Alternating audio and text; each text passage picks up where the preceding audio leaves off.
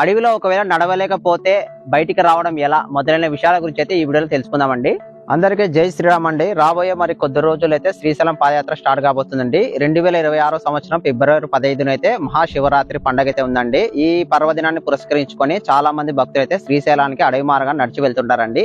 ఈ వీడియోలో వచ్చేసి శ్రీశైలానికి అడవి మార్గాన్ని ఎన్ని కిలోమీటర్లు ఉంటుంది, ఎలా వెళ్ళాలి, ఏ రోజున వెళ్ళాలి, ఇంతకి పాదయాత్ర అనేది ఎప్పుడు ఉంటుంది అనేది ఈ వీడియోలో తెలుసుకుందామండి. వెంకటాపురం నుంచి స్టార్ట్ అయ్యి ఆంజనేయ స్వామి గుడి, నాగలుగుటు, పెద్ద చెరువు, కోరికలకొండ, కత్తులకొండ, సీతమ్మ బాయి, భీముని కొలను, కైలాస ద్వారము, హటకేశ్వరము, సాక్షి గణపతి మీదుగా శ్రీశైలం చేరుకుంటాము. పాదయాత్ర చేస్తున్నప్పుడు అడవిలో నీటి వసతి, భోజన సదుపాయము, ఎక్కడ టాబ్లెట్లు ఇస్తారు, ఎక్కడ విశ్రాంతి తీసుకోవాలి, ఒకవేళ అడవిలో నడవలేకపోతే తిరిగి ఎలా బయటికి రావాలి మొదలైన విషయాల గురించి అయితే తెలుసుకుందామండి.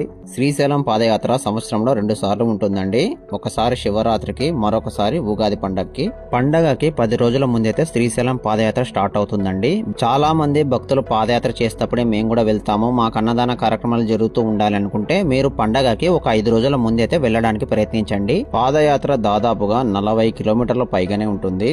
ఈ రోజు పొద్దున 6 గంటలకి వెంకటాపురం నుంచి పాదయాత్ర స్టార్ట్ చేస్తే రేపు పొద్దున 6 గంటలకైతే మనం శ్రీశైలంలో ఉంటామండి. ఒక రోజు అయితే మనకు టైం పడుతుందండి. కర్నూలు నుంచి మనం బయలుదేరామంటే నందికొట్కూరు దాటి, ఆత్మకూరు దాటి వెంకటాపురం అనే ఊరికైతే చేరుకోవాలండి. ఇక్కడ శివాలయం ఉంటుంది.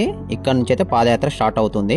ఈ పాదయాత్రలో భక్తులు తమ వద్ద ఉంచుకోవాల్సినవి మంచి టార్చ్ లైట్, చేతికర్ర, ఉత్తకాలతో నడిచే వాళ్ళైతే సాక్షులు వేసుకోండి. వెంకటాపురం నుంచి 6 కిలోమీటర్లు ప్రయాణిస్తే మనం గోసాయి కట్ట ఆంజనేయ స్వామి గుడిని అయితే చేరుకుంటామండి. ఈ ప్రదేశంలో అన్నదాన కార్యక్రమం ఉంటుంది. నీళ్ల ట్యాంకులు కూడా అందుబాటులో ఉంటాయి.